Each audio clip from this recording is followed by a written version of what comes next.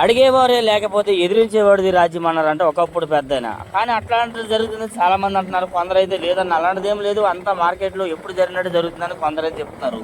ఏదేమైనా రోజుకి 1,50,000 వరకు ఎక్స్‌పోర్ట్‌లు జరుగుతున్నాయి. రోజుకి 1,50,000 వరకు దిగుమతులు కూడా వస్తున్నాయి. ఇప్పుడు రేపు పొద్దున్నే రేటు గాని పెరిగిందనుకోండి, ఇప్పుడు అంతగా కొనరు సరుకు. 10 బస్తాలు కొనేవాళ్ళు రేపు 5 కొంటారు. ఎందుకంటే రేటు పెరిగింది కాబట్టి. ఇప్పుడేంది రేటు తక్కువ కాబట్టి 5 బస్తాలు అవసరమైన వారు 10 బస్తాలు కొంటారు. రేటు తక్కువకొస్తుంది కాబట్టి. అట్లా మార్కెట్ యార్డ్‌లో ఈ విధంగా మార్కెట్‌లో దందాలు ఏమి జరిగేదేమి లేదండి. అంతా నార్మలే. కాకపోతే రైతు అనేవారు కొద్దిగా అన్యాయం జరుగుతుంది. అదొక్కటి మరి ఎవరం సహించలేకపోతున్నాం. దానికోసమైతే ఈరోజు మన గుంటూరు మిర్చి జగన్మోహన్ రెడ్డి గారు అయితే రావడం జరిగింది. మరి రైతుల రేట్లు కోసం వివరంగా మాట్లాడడం జరిగింది.